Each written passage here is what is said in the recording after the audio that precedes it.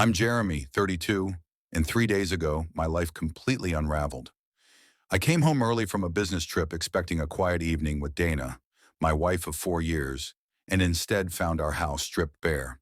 Her stuff was gone, the apartment silent, and my phone buzzing with a single text that hit harder than any plane turbulence.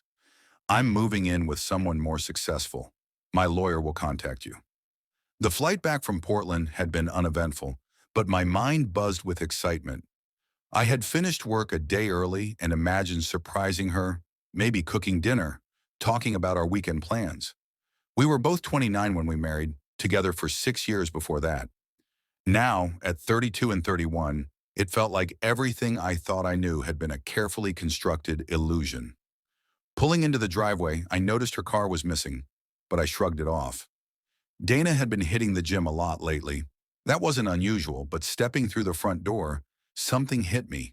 An emptiness, a quiet that felt thick, heavy, almost accusatory. I called her name, but the silence was deafening. Walking into our bedroom, I froze. Her side of the closet was empty, not just untidy or half-packed, methodically empty.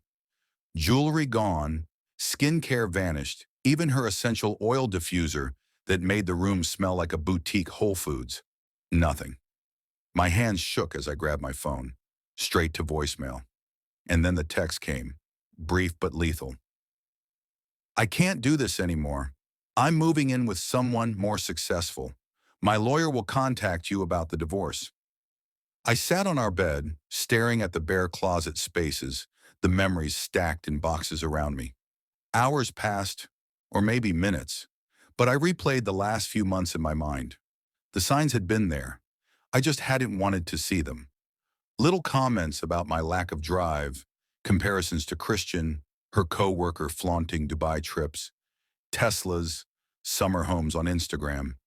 She'd come home late from networking events, smelling like expensive cologne, talking about luxury lifestyle channels suddenly obsessed with gyms downtown. I reminded myself we were building our life at our own pace. She looked at me like I was disappointing her.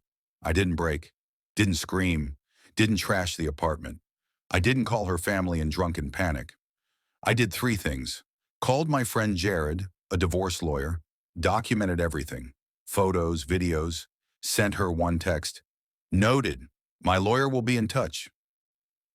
Then 2 fingers of whiskey, laptop open, I started making lists. Bank accounts, credit cards, passwords, lease agreements, the joint phone plan, utilities, everything that mattered. Her mother called at 8 p.m. I let it go to voicemail. Her sister Kira texted, asking what happened. I didn't respond. Midnight brought an avalanche of notifications. Jeremy, please talk to me. You're being cold. I deserve better. Christian says you're being manipulative by not responding. I turned off notifications and worked through the night. By 3 a.m., I had a clear picture of our finances and a step-by-step plan. The lease, utilities, and joint accounts were all addressed. She had left her important documents behind, birth certificate, passport, social security card, right in our fireproof safe. Rookie mistake, but one I would make sure to use to keep things orderly. I kept waiting for the devastation to hit, for tears or anger, for the emptiness I imagined I'd feel. But all I had was cold, focused clarity, like watching a movie where the twist was obvious all along. The next morning, I met Jared to start the divorce proceedings. The few photos of us left were packed, Netflix password changed, new keypad ordered for the front door. Then the texts started again, desperate, pleading, angry, manipulative. I ignored them, documenting everything, keeping the process legal. Kira called, revealing Dana had done this before. Her previous boyfriend left as soon as she met someone more successful 3 months in. Her mom explained it was a pattern rooted in high school, always upgrading relationships and friends based on status or wealth. She was living in Christian's downtown apartment now, the one she'd gushed about online. Kira filled in the cracks. Christian's finances were shaky, the apartment a co-signed rental. Days passed. I solidified control of my life. Passwords changed, locks rekeyed, credit cards frozen. Dana's social media exploded with staged posts, #blessed, living her best life. But reality crept in. Her documents, which she couldn't retrieve without legal channels, were stuck. Applications delayed, identity proofs blocked. Her temporary perfect life slowly became logistical chaos. Then came the text from Christian himself. Be reasonable. Give her the documents. Stop being difficult. Forwarded to Jared. I didn't respond. One morning after a run, I found Dana on the front steps, mascara streaked, clutching her Starbucks like a lifeline. I walked past her, called Jared, sent one text directing her to legal channels. She sat there for 2 hours, alternating crying and texting. Security cameras recorded everything. She left when her phone died. I didn't feel vindictive, mostly tired. Tired of games, tired of realizing that what we had might have been her settling while waiting for something better. Nights became quiet. Takeout dinners, packing up her things, rediscovering old hobbies, gym sessions clearing my head. Adrian, a pediatric nurse with a love of horror movies and terrible puns, entered my life unexpectedly. Slow, real, steady. Donna's sister checked in periodically. Christian's apartment in foreclosure. Credit cards declined. Luxury lifestyle unraveling. Her Instagram turned from perfection to authentic living posts. Making coffee, ranting about toxic friends.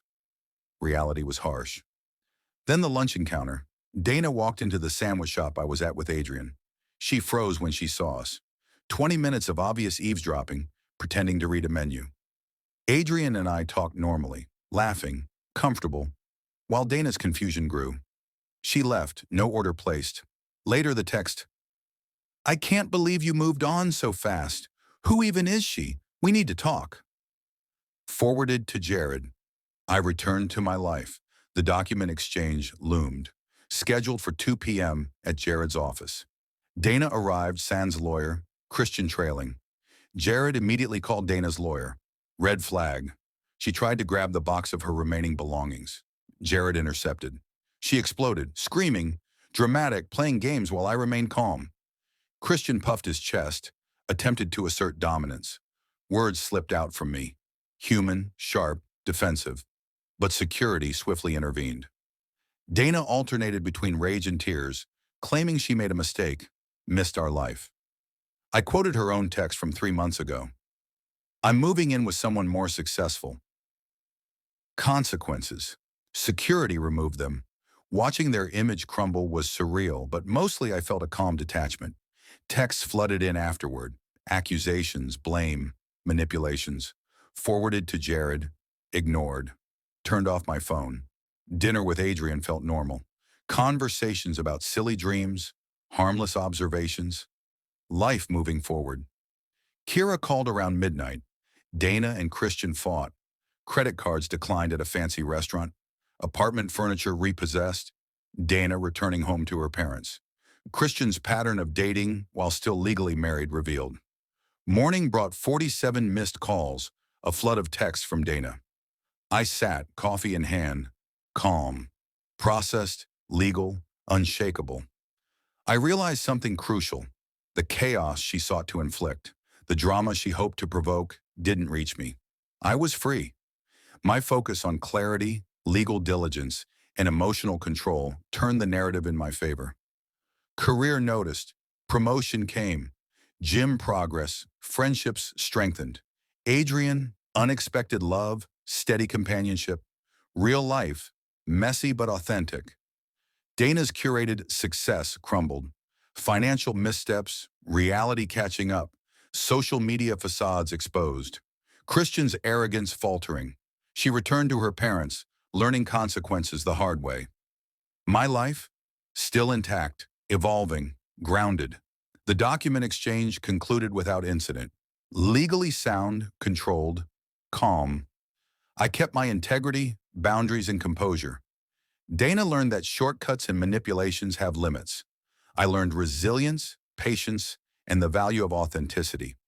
Now my life is my own. Work, hobbies, gym, evenings with Adrian, meaningful routines. I'm not bitter, not vengeful, just living. The lessons burned in sharp relief, clarity, legal preparedness, emotional self-control, and accepting reality over fantasy. So, here's my question to you, viewer. If someone you trusted completely abandoned you for status, wealth, or appearances, could you find the same calm clarity, or would the chaos consume you? Comment below. Share your thoughts, your stories, your strategies for navigating betrayal, and let's see who truly rises above the storm.